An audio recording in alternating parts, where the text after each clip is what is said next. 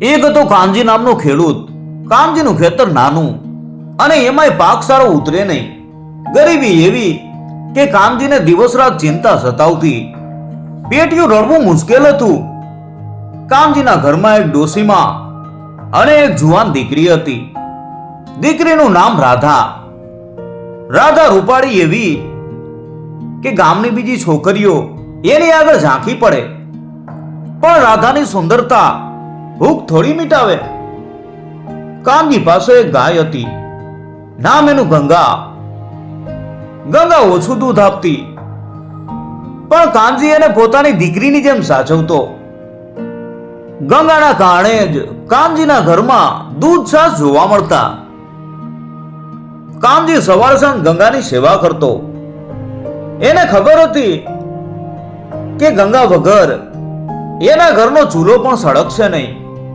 ગરીબીના કારણે કાનજી ઘણીવાર નિરાશ થઈ જતો, પણ ગંગાને જોઈને એને હિંમત મળતી. હજી તો જીવવું છે અને એમાં આ ગંગા છે ત્યાં સુધી આશા છે એમ એ મનોમન વિચારતો. એક દિવસ ગામમાં એક ચોર આવ્યો. ચોરનું નામ કાળિયો. કાળિયો એટલો હોશિયાર કે કોઈ એને પકડી ન શકે. કાળિયાએ ગામમાં ભારે ત્રાસ વર્તાવ્યો. રાત પડે અને લોકો ફફડતા. કાળિયો ધનવાન લોકોના ઘરે ચોરી કરતો,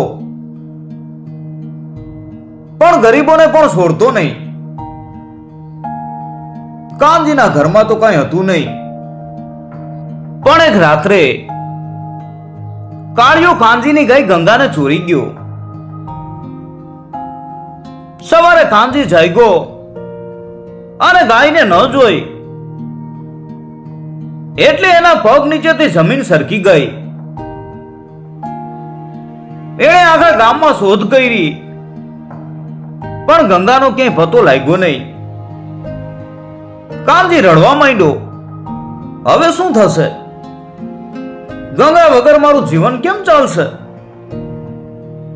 એની આંખોમાંથી આંસુ રોકાતા નહોતા. રાધા અને ડોશીમાં પણ રડી પડ્યા. ગંગા એમના ઘરનું એક સભ્ય હતી. કાનજીએ નક્કી કર્યું કે ગમે એમ થાય ગંગાને શોધીને પાછી લાવવી છે. એણે લાકડી લીધી અને નીકળી પડ્યો ગંગાની શોધમાં. એના મનમાં એક જ ધૂન હતી કે ગંગાને પાછી લાવવી છે. કાનજી દિવસો સુધી ભટકતો રહ્યો. ભૂખો તરસો એ રસ્તાઓ ઉપર ચાલતો રહ્યો. એણે ઘણા લોકોને પૂછ્યું, પણ કોઈને ગંગા વિશે ખબર નહોતી. એક સાંજે કાનજી એક મોટા જંગલમાંથી પસાર થઈ રહ્યો હતો. ત્યાં એણે એક અવાજ સાંભળ્યો. ધ્યાનથી સાંભળ્યું તો એ ગાયના ભાંભરવાનો અવાજ હતો. એટલે કાનજીને લાગ્યું કે આ અવાજ ગંગાનો છે. એ અવાજની દિશામાં દોડ્યો. થોડે દૂર જતા એણે જોયું કે એક ઝાડ સાથે ગંગા બાંધેલી હતી. ગંગાને જોઈને કાનજીની આંખોમાં ચમક આવી ગઈ. એ દોડીને ગંગા પાસે ગયો અને એને ભેટી પડ્યો. પણ ગંગા જ્યાં બાંધેલી હતી ત્યાં જ કાળિયો ચોર એ પણ હતો. કાળિયો ગંગાનું દૂધ દોઈ રહ્યો હતો. કાનજીને જોઈને કાળિયો ગુસ્સે થયો કે કોણ છે તું? મારી ગાયને કેમ અટકે છે? કાળિયાએ તલવાર કાઢી, પણ કાનજી ડર્યો નહીં. એણે કહ્યું, આ મારી ગાય છે, તું ચોર છે. તે મારી ગાય ચોરી છે. કાનજી અને કાળિયા વચ્ચે લડાઈ શરૂ થઈ ગઈ. કાનજી ભલે ખેડૂત હતો, પણ એની તાકાત ઓછી નહોતી. એણે ગંગાને બચાવવા માટે પૂરી તાકાત લગાડી દીધી. કામજી અને કાળિયા વચ્ચેની લડાઈ ખૂબ જ ભયાનક હતી. કાળિયો તલવારબાજીમાં માહેર હતો, પણ કાનજીના મનમાં ગંગાને પાછી મેળવવાની ધૂન હતી. એણે કાળિયાના હુમલાઓનો સામનો કર્યો. કામજી પાસે કોઈ હથિયાર નહોતું, છતાં એ હિંમત હાર્યો નહીં. એણે પોતાની લાકડીનો ઉપયોગ કરીને કાળિયાને પાછળ ધકેલવાનો પ્રયાસ કર્યો. કાળિયો કાનજીની હિંમત જોઈને આશ્ચર્યચકિત થઈ ગયો. એણે ક્યારેય કોઈ ગરીબ ખેડૂતને આટલી હિંમતથી લડતા જોયો નહોતો. લડાઈ લાંબો સમય સુધી ચાલી. કામજીને થોડી ઈજાઓ પણ થઈ, પણ એણે પીછેહટ ન કરી. અંતે કાનજીએ એક યુક્તિ વાપરી. એણે કાળિયાનું ધ્યાન ભટકાવ્યું અને એની તલવાર ઝૂંટવી લીધી. તલવાર હાથમાં આવતા જ કાનજીનું પલડું ભારે થઈ ગયું. કાળિયો નિશસ્ત્ર બની ગયો. કાનજીએ કાળિયાને પકડી લીધો અને એને જમીન ઉપર પસાડ્યો. પછી કાનજીએ ગુસ્સાથી પૂછ્યું, હવે બોલ ચોર, કેમ ચોરી કરી અને મારી ગાય કેમ ચોરી? કાળિયો હારી ગયો તો. એણે કાનજી પાસે માફી માંગી. મારી ભૂલ થઈ ગઈ, મને માફ કર. મેં તારી ગાય ચોરી, પણ મને ખબર નહોતી કે તારામાં આટલી હિંમત છે. કાનજીએ કાળિયાને છોડ્યો નહીં. એણે કાળિયાને બાંધી દીધો અને ગંગાને લઈને ગામ તરફ પાછો ફર્યો. કાનજીએ વિચાર્યું કે આ ચોરને રાજા પાસે લઈ જવો જોઈએ, જેથી એને એના કર્મોની સજા મળે. કાનજી ગંગાને દોરીને અને કાળિયાને બાંધીને રાજાના દરબારમાં પહોંચ્યો. રાજાનું નામ ધર્મસિંહ હતું. રાજા ધર્મસિંહ ખૂબ જ ન્યાયી રાજા તરીકે ઓળખાતા હતા. તેઓ પોતાની પ્રજાનું ખાસ ધ્યાન રાખતા અને હંમેશા સાચાનો પક્ષ લેતા. કાનજી દરબારમાં પહોંચ્યો ત્યારે દરબારીઓ અને પ્રજાજનો મોટી સંખ્યામાં હાજર હતા. બધા કાનજીને અને એની સાથે બાંધેલા ચોરને જોઈને આશ્ચર્યચકિત થઈ ગયા. કાનજીએ રાજા ધર્મસિંહને પોતાની આખી વાત કરી. તેણે ગરીબી, ગંગાનું મહત્વ, ચોર દ્વારા ગાયની ચોરી અને પછી કાળિયા સાથેની લડાઈ અને એને પકડવા સુધીની સંપૂર્ણ ઘટના વર્ણવી. રાજા ધર્મસિંહ કાનજીની વાત ધ્યાનથી સાંભળી રહ્યા હતા. કાનજીનું સાહસ અને હિંમત જોઈને રાજા ખૂબ પ્રભાવિત થયા. એમણે કાળિયા ચોરને પૂછ્યું, શું આ ખેડૂત જે કહે છે એ સાચું છે? કાળિયાએ માથું નમાવીને પોતાની ભૂલ કબૂલી. હા મહારાજ, આ ખેડૂત સાચું કહે છે. મેં જેની ગાય ચોરી હતી અને એ જ મને હરાવીને અહીં લાવ્યો છે. રાજા ધર્મસિંહ પ્રસન્ન થયા.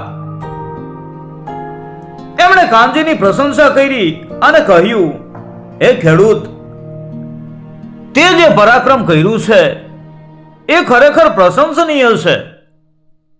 તે ફક્ત તારી ગાય પાસે નથી મેળવી, પણ એક મોટા ચોરને પકડવામાં અમારી મદદ કરી છે. રાજાએ તરત જ ન્યાય આપ્યો. તેમણે કાળિયાને સખત સજા કરી અને એને કારાગારમાં ધકેલી દીધો. પછી તેમણે કાનજી તરફ ફરીને કહ્યું, હે ખેડૂત, તારી ગરીબી ને તારી હિંમત બંનેએ મને પ્રભાવિત કર્યો છે. હું તને ઇનામ આપવા માંગુ છું. બોલ, તારે શું જોઈએ છે? એટલે કાનજી ગભરાઈ ગયો. એણે ક્યારેય વિચાર્યું નહોતું કે એને રાજા તરફથી કોઈ ઇનામ મળશે. તેણે રાજાને કહ્યું કે મહારાજ, મારે બીજું કાંઈ નથી જોઈતું. મારી ગંગા મને પાછી મળી જાય એ જ મારા માટે સૌથી મોટું ઇનામ છે. રાજા ધર્મસિંહ કાનજીના નિસ્વાર્થ ભાવથી વધુ પ્રભાવિત થયા. તેમણે કાનજીને સમજાવ્યું કે તેણે રાજ્યની સુરક્ષામાં મદદ કરી છે અને તેથી એને ઇનામ આપવું એ રાજાનું કર્તવ્ય છે. હે ખેડૂત, તું ના ન પાડતો. રાજ્યનો રાજા એની પ્રજાના હિત માટે કાર્ય કરે છે. તારી ગરીબી હું દૂર કરવા માંગુ છું. બોલ, તારે શું જોઈએ? રાજાએ ફરીથી પૂછ્યું. કાનજી થોડી વાર વિચારમાં પડી ગયો. એણે ક્યારેય પોતાના માટે કોઈ સ્વાર્થ રાખ્યો નહોતો. એને યાદ આવ્યું કે એની દીકરી રાધાના લગ્ન કરવાની ઉંમર થઈ ગઈ હતી, પણ ગરીબીના કારણે એ કઈ કરી શકતો નહોતો. શું એ રાજા પાસે પૈસા માંગે? પણ એને લાગતું કે પૈસા તો આજે છે ને કાલે નથી. એના મનમાં કંઈક બીજો જ વિચાર આવ્યો. એણે હિંમત ભેગી કરીને કહ્યું કે મહારાજ, જો આપ મને સાચે જ કંઈ આપવા માંગતા હોય તો મારે ધન સંપત્તિ નથી જોઈતી. મારે એક એવી વસ્તુ જોઈએ છે જે કાયમ મારા પરિવારની મદદ કરી શકે અને અમારી ગરીબી હંમેશા માટે દૂર કરી શકે. રાજાએ ઉત્સુકતાથી પૂછ્યું, બોલ, શું જોઈએ છે તારે? એટલે કાનજીએ કહ્યું કે મહારાજ, જો આપ મને સાચે જ ઇનામ આપવા માંગતા હોય તો આપની રાજકુમારી મારા પુત્ર સાથે પરણાવો. આ સાંભળીને આખો દરબાર સ્તબ્ધ થઈ ગયો. બધાની આંખો પોળી થઈ ગઈ. એક ગરીબ ખેડૂત રાજકુમારીનો હાથ માંગે, એ પણ પોતાના પુત્ર માટે. પણ કાનજીને પુત્ર નહોતો. એને માત્ર એક દીકરી હતી, રાધા. કાનજીના આ શબ્દો સાંભળીને રાજા પણ અચંબામાં પડી ગયા. એમની પુત્રી રાજકુમારી લીલા, જે સુંદરતા અને વિદ્યામાં અજોડ હતી, એનો હાથ એક ગરીબ ખેડૂતનો પુત્ર માંગે. રાજકુમારી લીલા પણ દરબારમાં હાજર હતી. તેણે પણ કાનજીના શબ્દો સાંભળ્યા. એને થોડો આઘાત લાગ્યો, પણ એ શાંત રહી. રાજા ધર્મસિંહે થોડો સમય મૌન પાડ્યું. દરબારમાં સન્નાટો છવાઈ ગયો. કોઈને સમજાતું નહોતું કે આ શું થઈ રહ્યું છે. રાજાના મનમાં ઘણા વિચારો ઘુમરાવા લાગ્યા. એક તરફ કાનજીની હિંમત અને પ્રામાણિકતા હતી અને બીજી તરફ રાજકુમારીનું માન સન્માન અને રાજવંશની પ્રતિષ્ઠા. રાજા ધર્મસિંહે ઊંડો શ્વાસ લીધો અને કાનજીને પૂછ્યું, હે ખેડૂત, તારો પુત્ર કોણ છે? મને તો ખબર નથી કે તારો કોઈ પુત્ર છે. એટલે કાનજી હૈસો એને કહ્યું કે મહારાજ, મારે કોઈ પુત્ર નથી, પણ મારી એક દીકરી છે રાધા, અને મારો કહેવાનો અર્થ એ હતો કે આપની રાજકુમારી મારા ઘરની વહુ બને. એટલે કે રાજકુમારી લીલા મારા પુત્ર સાથે નહીં, પણ મારી દીકરી રાધા સાથે પરણે. કાનજીના આ ખુલાસાથી દરબારમાં ફરીથી હડકંપ મચી ગયો. એક ગરીબ ખેડૂતની દીકરી રાજકુમારી સાથે પરણે, આ તો અશક્ય હતું. રાજકુમારી લીલાએ પણ આ સાંભળીને આંખો મોટી કરી. રાજા ધર્મસિંહને લાગ્યું કે કાનજી મજાક કરી રહ્યો છે, પણ કાનજીના ચહેરા ઉપર ગંભીરતા દેખાતી હતી. એટલે રાજાએ ગુસ્સાથી કહ્યું, હે ખેડૂત, તું શું બોલી રહ્યો છે એનું ભાન છે? રાજકુમારી લીલા એક રાજવી છે અને તારી દીકરી એક ગરીબ ખેડૂતની દીકરી છે. આ સંબંધ કઈ રીતે શક્ય બને? એટલે કાનજીએ હાથ જોડીને કહ્યું કે મહારાજ, આપ ન્યાયી રાજા છો. આપે મને ઇનામ આપવાનું વચન આપ્યું છે. જો આપ ખરેખર મારી ગરીબી દૂર કરવા માંગતા હોય તો આનાથી મોટું ઇનામ બીજું કોઈ નથી. મારી દીકરી રાધા ખૂબ જ ગુણવાન છે, એ સુંદર છે અને સંસ્કારી છે. જો રાજકુમારી લીલા મારી દીકરી સાથે પરણે તો અમારા ઘરને રાજવી રક્ષણ મળશે અને અમારી ગરીબી કાયમ માટે દૂર થઈ જશે અને આ એક નવો ઇતિહાસ બનશે. રાજા ધર્મસિંહ વિચારમાં પડી ગયા. કાનજીની વાતમાં દમ તો હતો. જો રાજકુમારી લીલા ગરીબ પરિવારની દીકરી સાથે પરણે તો એનાથી રાજ્યમાં સમાનતાનો સંદેશ જશે. પણ રાજકુમારી લીલાનું શું? શું એ આ સંબંધ માટે રાજી થશે? રાજાએ રાજકુમારી લીલા તરફ જોયું. લીલાના ચહેરા ઉપર કોઈ ભાવ નહોતા, એ મૌન હતી. પણ એના મનમાં એક તોફાન ચાલી રહ્યું હતું. કાનજીની વાત સાંભળીને એને આઘાત લાગ્યો હતો, પણ સાથે જ એક વિચિત્ર વિચાર પણ એના મનમાં આવ્યો. લીલાને બાળપણથી જ એક રાજકુમાર બનવાની ઈચ્છા હતી. એ ક્યારેય રાજકુમારીના કપડા પહેરતી નહોતી. હંમેશા રાજકુમારની જેમ જ એ વર્તન કરતી. તેણે તલવારબાજી અને યુદ્ધ કળા પણ શીખી હતી અને રાજનીતિમાં પણ એ ખૂબ જ હોશિયાર હતી. આ રહસ્ય રાજા અને રાણી સિવાય બીજું કોઈ જાણતું નહોતું.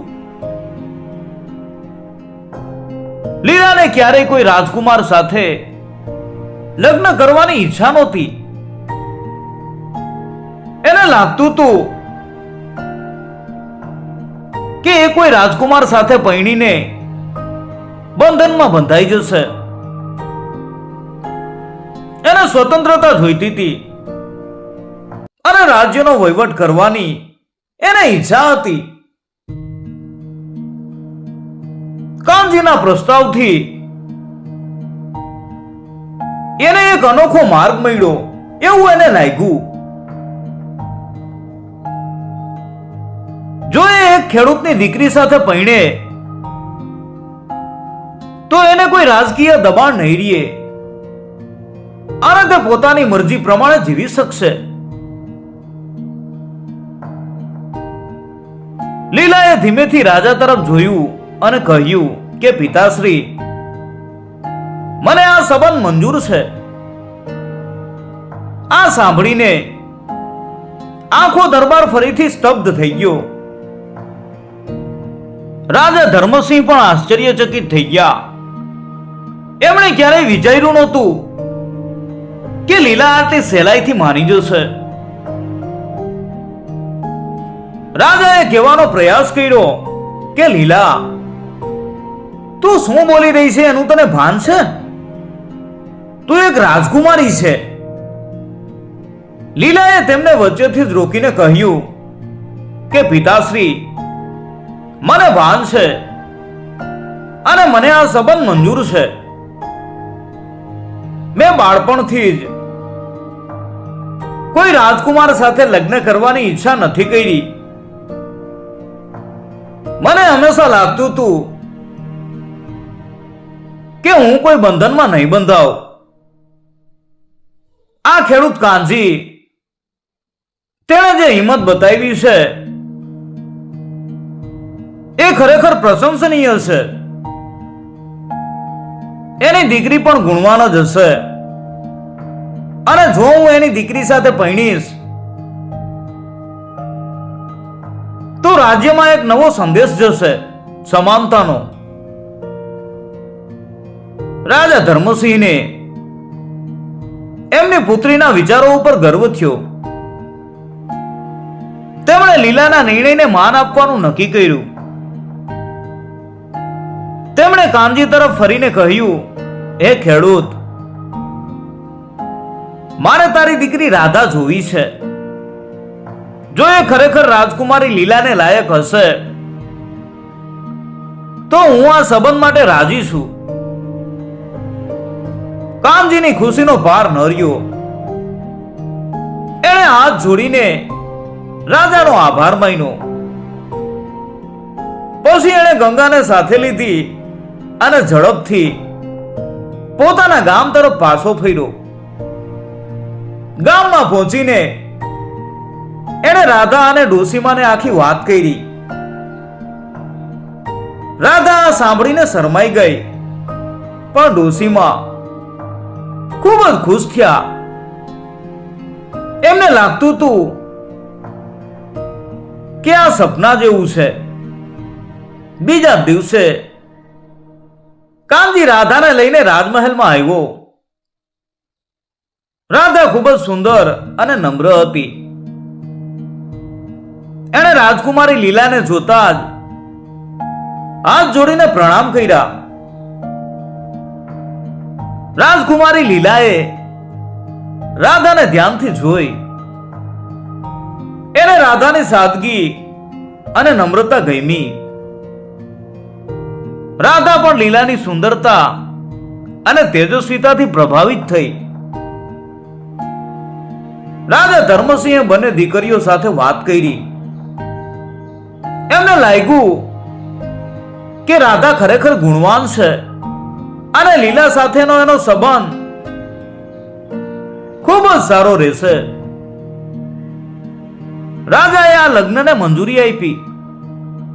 આ સમાચાર આખા રાજ્યમાં ફેલાઈ ગયા. લોકો આશ્ચર્યચકિત થઈ ગયા કે એક રાજકુમારી એક ખેડૂતની દીકરી સાથે પરણે. રાજકુમારી લીલા અને ખેડૂતની દીકરી રાધાના લગ્નની તૈયારીઓ ધામધૂમથી શરૂ થઈ ગઈ.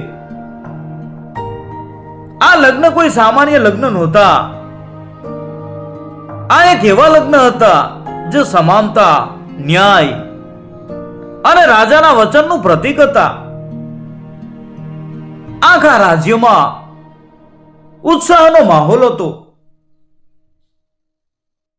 લોકો આ અનોખા લગ્ન જોવા માટે દૂર દૂરથી આવવા લાગ્યા. લગ્નના દિવસે રાજમહેલને ખૂબ જ સુંદર રીતે શણગારવામાં આવ્યો હતો.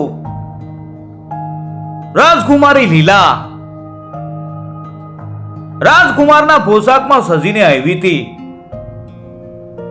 એના માથા ઉપર મોટો મુંગટ હતો અને એના હાથમાં તલવાર હતી. એ ખરેખર એક શક્તિશાળી રાજકુમાર જેવી લાગતી હતી. બીજી તરફ રાધા એક સુંદર લગ્નની સાડીમાં આવી હતી. એની સાદગી અને નમ્રતાએ બધાનું મન મોહી લીધું. લગ્ન સમારોહ ખૂબ જ ભવ્ય હતો. રાજા ધર્મસિંહે પોતે આ લગ્ન કરાવ્યા. એમણે પોતાની પુત્રી લીલાનો હાથ રાધાના હાથમાં મૂક્યો. આ એક ઐતિહાસિક ક્ષણ હતી.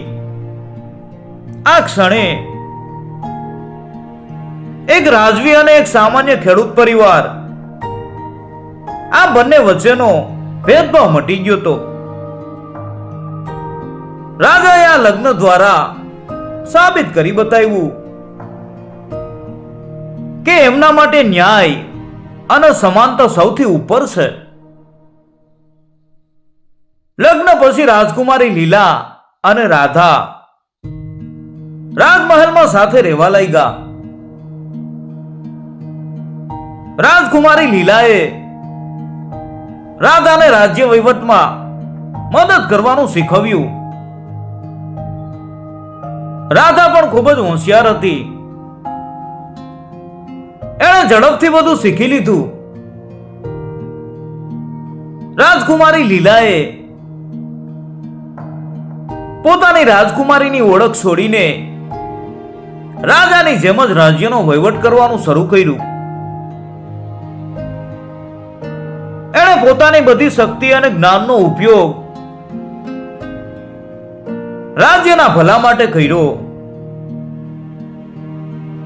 કાનજી અને એની ડોસીમાને પણ રાજમહેલમાં માનભેર સ્થાન મળ્યું.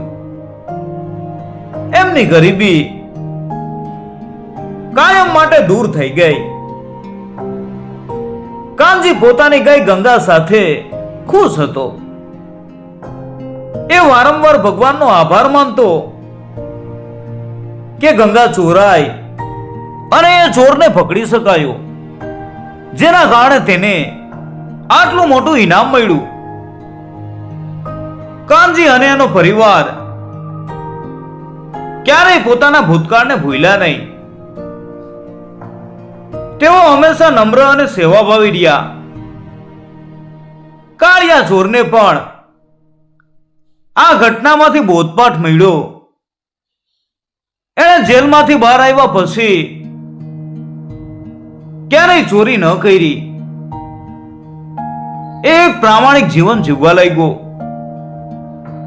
રાજા ધર્મસિંહના ન્યાય અને લીલાના નિર્ણયથી આખા રાજ્યમાં શાંતિ અને સમૃદ્ધિ આવી ગઈ. લોકો રાજા ધર્મસિંહ અને રાજકુમારી લીલાના વખાણ કરતા થાકતા નહોતા.